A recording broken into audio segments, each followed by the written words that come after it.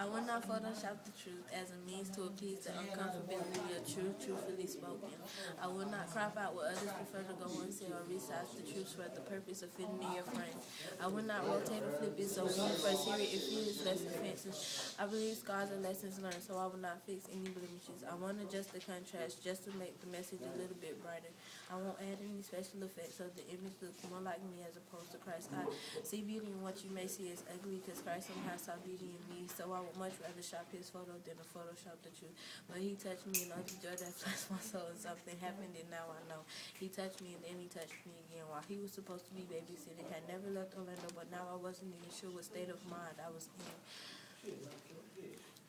What I did know was that I was about 8 going on 9, and I wasn't afforded an opportunity to decline what would be defined as my first sexual encounter. Physical pain was secondary in comparison to how much my mind hurt, that I couldn't erase that we were already at third base and I fear what would be forthcoming. I went from studying my 1, 2, 3s to three-way conversation with birds and bees. My thought process became a huge pile of complexities. Child life was no longer as easy as ABCs. Always believed Christ didn't ever feel God had inadvertently just knowingly left me. Now oppressing penetration, quick and rage. Satan thought ugly variation would execute youthful zeal. But I wanted to know why. I was searching for a sign. I said I was searching for a sign. Why was this happening to me? Why was I being awakened out of my sleep to watch cartoons? I was a small child making requests for oral sex, not because I liked it, but because it hurt less. And this sparked this strange curiosity. Every time a sex scene would pop on the TV screen, I would fake sick the next day to go back and watch what my mom wouldn't allow me to see. Every issue begins with a small seed, so be careful what you're planting in your spirit, because even though most fired up with me watching graphic videos are for your enjoyment alone, please take note. Allow me to forewarn you that 87% of child molesters admitted to trying to imitate what they saw from watching porn. And that he touched me again. This time it was my own father. Now sexually involved with the second man. All I knew was that I was about 9 going on 10. I said I was about 9 going on 10. What would make someone want to touch one of their own? I began to hyperextending my brain, trying to make sense of his intentions.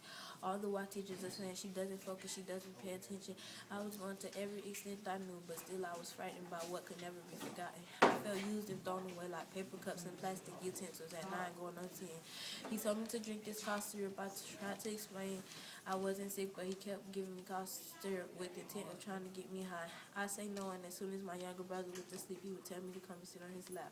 Kept shifting me in very uncomfortable positions, which I was somewhat familiar with because of the first encounter. My heart was beating out of my chest, and the tears began to fall down my eyes.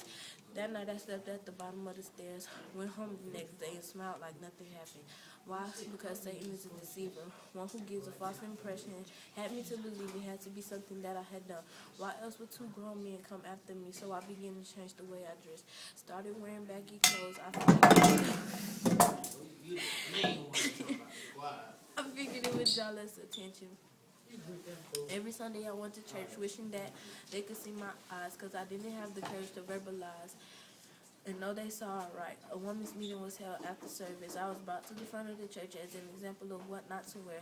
They were so out of touch, so unaware. I just wished for one moment just someone would look past the fact that I was wearing pants and more towards why I didn't want to wear a dress. I stood there quietly, but on the inside I was screaming. Can anyone see that I'm hurting, or should we continue this debate, denominations on what the women's are wearing to holy convictions? I said Satan is a deceiver, one who gives a false impression. I assumed numbness meant healing. I just had to be delivered. Even though inside of me I hated, took no pride in how I looked, because I figured no one would want someone who's been molested. That's just nasty, top of complicated. So I took the pain, stored it in the back of my mind, threw it in the safe, and intentionally forgot the combination. Out of sight, out of mind. I mean, they prayed for me with blessed oil, so I had to be delivered, right? Or at least I figured. But years later, it resurfaced, and I began to experience memory triggers. It became obvious that I could no longer put a band-aid on a wound that needed surgery. God had to be looking down like that's not why I allowed it or who I created her to be. I created a habit. I pretended like things never happened. Thought I could concoct my own healing remedy, which included reading, praying, and fasting. But the wound was infected and began to spread to every area of my life. All because I didn't want to go All because I didn't want to sign the consent form to go under God's mind. I didn't want the surgery. I didn't want to face reality. I didn't want to answer him. I wanted him to answer me. What kind of God would allow an innocent child to be molested?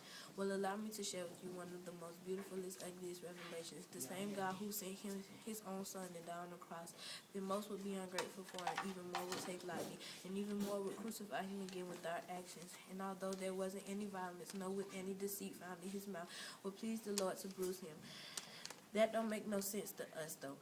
But his ways are not our ways, and our thoughts are not our thoughts. The glory of Christ is the resurrection, but you can't just skip the cross. You can't skip the suffering or all the souls he came for that were lost. You can't skip the suffering because there's a light at the end of this tunnel. You may not see it, but he sees it clear. While some of us are running, has been in the dark because of the fear. God has amazing plans for us, but we got hang-ups. We're hung up on trying to figure out why. Hung up on why us and not some other child. Hung up on why we were the ones who had to deal with it, and hung up on not being able to forgive. Christ is the ultimate uphanger. He was hung up for you, and he was hung up for me. So enough of the hang-ups, because his hang up reigns supreme. So to every little girl and every little boy who's ever felt defenseless, to every man and every woman who's ever felt like the enemy beating them senseless, to every swallowed cry in the middle of the night so that no one would hear, to every face buried in pillows to hide the tears, to every voice that tried to speak out and really tries but gets a knot in their throat every single time, for every thought that the enemy tries to choke with the asthmatic breath of air. Christ is a breath of life, so let him be your inhaler. Some of us won't hear it unless it's from someone who's went through it. And in that case, he allowed me to go through and stand as a testimony. And it was worth it.